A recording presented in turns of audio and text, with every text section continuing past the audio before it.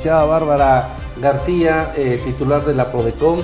Recuerdo haberte saludado hace unos meses con la visita del titular de auditorías del SAT, del paisano Aristóteles Núñez, ¿verdad? Y bueno, también comprobamos la inconformidad de los pequeños comerciantes, porque los estaban obligando, les estaban diciendo de que no iban a pagar el primer año, pero tendrían que meterse ya a la formalidad y para hacer sus pagos de impuestos vía electrónica. Hubieron protestas, señalamientos, inconformidades.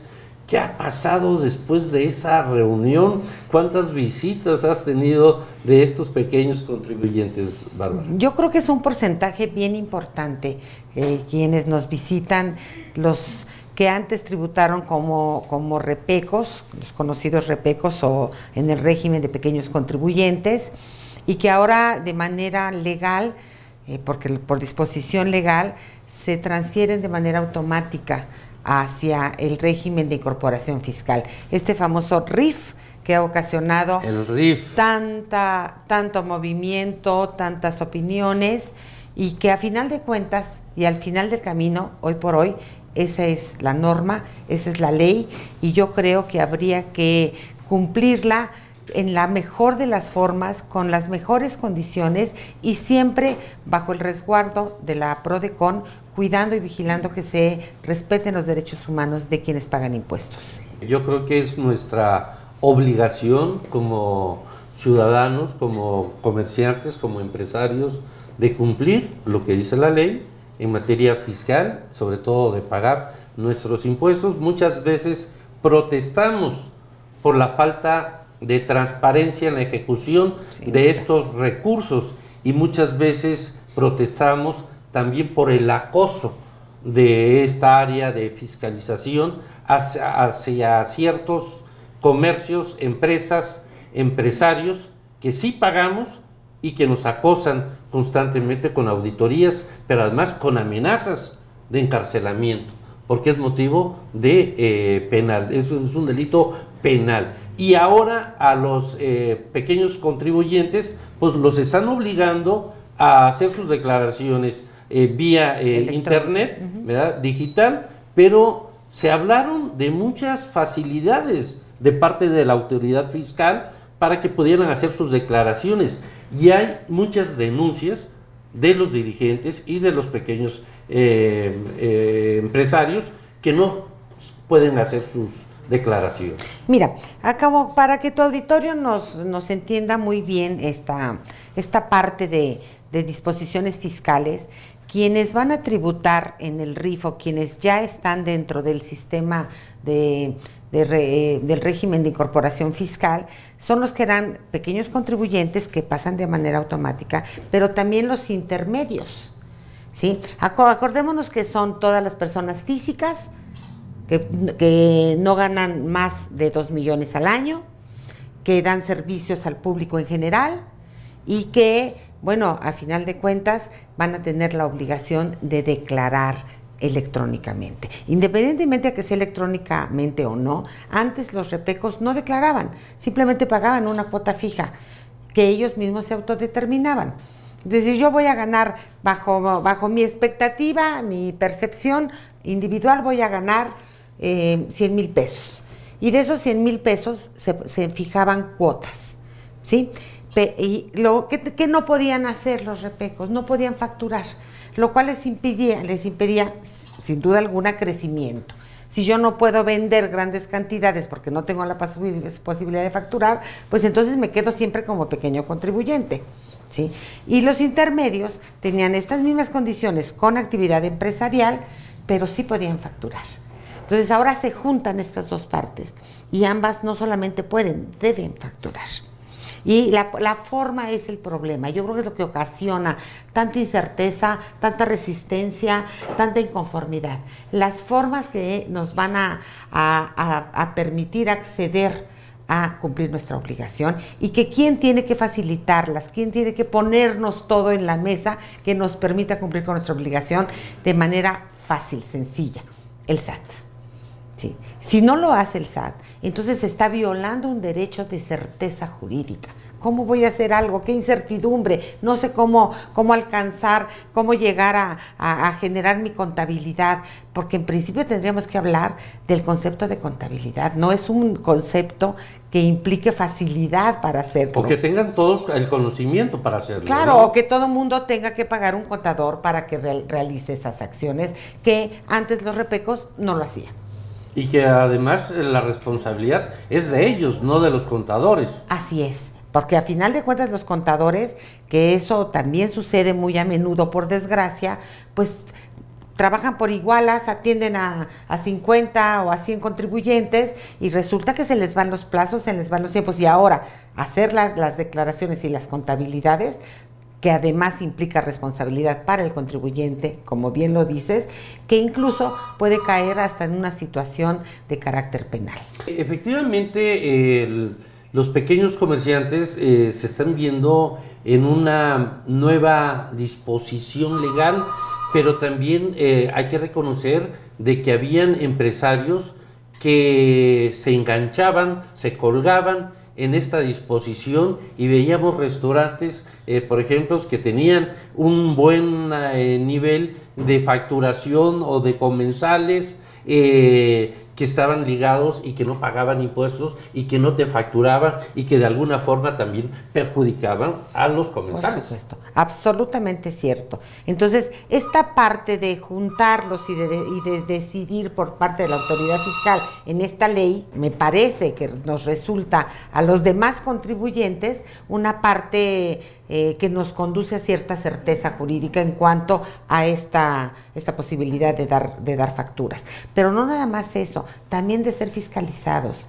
Es decir, ¿cuántas personas colgados del régimen de pequeños contribuyentes, pagando inclusive hasta 2,000 o 3,000 pesos de cuota fija cada 2 meses, les resultaba absolutamente benéfico, absolutamente cómodo?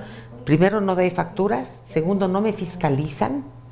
Esa es otra situación.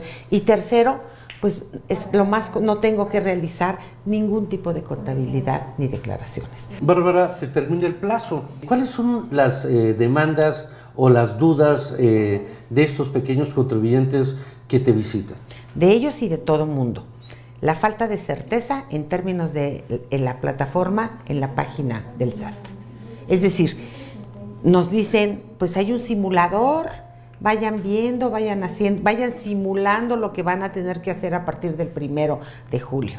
Quiero decirles que el simulador, la plataforma y la página está absolutamente incierta en términos de su eficacia, en términos del servicio que está prestando.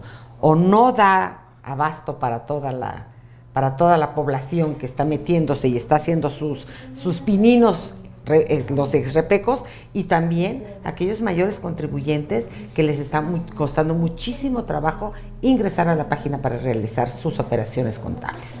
Pero además, recientemente lo reconoció el propio SAT a nivel nacional, de que habían páginas piratas, que tuviéramos cuidado en hacer nuestros pagos, nuestras declaraciones. Hijos, Imagínese que algunas veces nos ha dicho el SAT, la autoridad, que las devoluciones se están tardando o no se consiguen de manera fácil porque es un derecho del contribuyente y que no se está respetando, o se está atrasando, o se está complicando, y que es porque la clave ya la utilizó otra persona.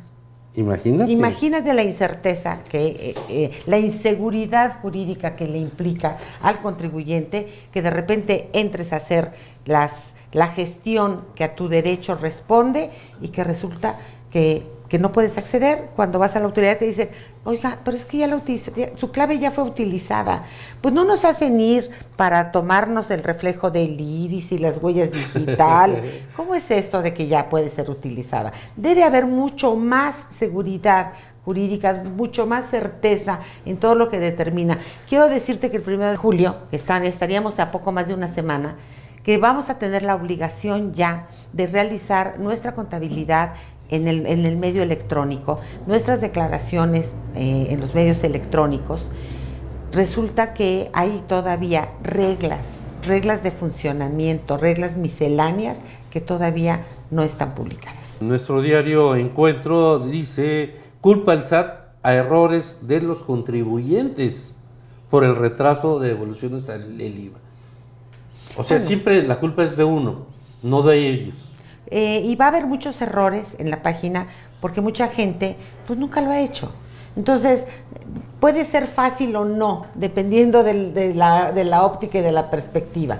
A lo mejor es fácil para ti o para tu hijo, y ¿sí? Para mí ya no. Pero a lo mejor es fácil para el de la enfrente, pero el que está en una comunidad que difícilmente tiene una educación mínima, puede acceder a este sistema. Y yo quiero decirles que una de las reglas, una de las normas que aún no está publicada, son esta parte de la geografía que determina cuáles son las regiones que no pueden acceder a Internet y que no tendrían la obligación de hacerlo. Imagínate. Entonces, todos los municipios a los que llega tu programa, es bien importante que sepan. Ahora que fui a Matías Romero, me decía el presidente municipal, tengo comunidades donde no se accede al Internet, donde son lejos, donde tendría que venir cuando venga la unidad móvil del SAT. Y muchas veces en las cabeceras municipales es pésimo el Internet. Así es, muchas veces. Y entonces, ¿qué tenía que hacer? Le dije, tiene usted que hacer una gestión de inmediato y yo vigilaré que su gestión tenga éxito para que pues estén insertadas esas comunidades en esta lista que aún no publica el SAT, para efecto de que sus contribuyentes, los pobladores contribuyentes, no tengan esta obligación y lo puedan hacer por escrito. Se dice que 2 de cada 3 oaxaqueños están en la informalidad. Efectivamente, algunos hemos tenido que aprender de las cosas contables y fiscales por los acosos que tenemos como empresarios de parte de Hacienda, de Finanzas, y sobre todo porque a últimas fechas el gobierno tanto estatal como federal no le cuadran los números, y es a través de las auditorías donde quieren recaudar. Recientemente entrevistó a Víctor Bastida, que es el administrador del SAT local, y bueno, y él presumía de que Oaxaca era uno de los estados de la República de mayor recaudación en impuestos. Pues sí, con este acoso, pero con la falta de circulantes y con el problema que existe de las marchas de los plantones, pues están quebrando la economía del estado. Yo creo que vamos para allá a pasos agigantados. Yo me he reunido con algunas de las cámaras que tienen representación nacional aquí en Oaxaca y todas dicen exactamente lo que tú estás diciendo, todas. Y entonces dicen, tenemos que llegar a algún acuerdo con las autoridades fiscales para que suavicen el trato y tengan evidentemente las consideraciones legales necesarias, respetando irreductiblemente los derechos humanos en relación a las condiciones de Oaxaca. No es posible que sea el mismo trato para la gente de Nuevo León que para la gente de Oaxaca. Se debe considerar, y vamos en ese camino, y yo estaré comentándolo cómo vamos aterrizando estos acuerdos que pretendemos ya empezar a enlazar con las autoridades fiscales federales. Efectivamente, también hay empresarios, sobre todo creo que en el área de la construcción, que no les dan el seguro social, las prestaciones debidas a sus contratantes, trabajadores, pero es por lo mismo, porque no hay confianza, pero además no habiendo circulante de un presupuesto histórico que año con año alcanza el estado de Oaxaca, ahí están las complicaciones para la economía informal. Cada vez hay más piratas de todo, de taxis, de mototaxis, de radios, de pirataje de discos, de todo. De todo. Tu comentario final, Bárbara. La empresa en Oaxaca cada vez se hace más pequeña, se acorta. Precisamente una de las causas es la embestida de la autoridad tributaria, SAT, Infonavit, Seguro Social, Secretaría de Finanzas, en estos cobros de impuestos federales que resultan de pronto parecer extinguir o pretender extinguir el capital de la empresa. Si esto sucede, o si sigue sucediendo en Oaxaca, a quienes promueven la creación de empleo, que son precisamente esta clase empresarial, pues vamos a hacer mucho más crítica la situación de Oaxaca. Oaxaca vive en un mínimo desarrollo o en un nulo desarrollo desde hace muchos años. Y para que pueda desarrollarse requiere de recursos. Y para que pueda haber recursos requiere sin duda alguna de contribuciones. Pero de estas contribuciones serias, decididas, legales, proporcionales y equitativas que le permitan a Oaxaca un crecimiento pues paulatino pero seguro.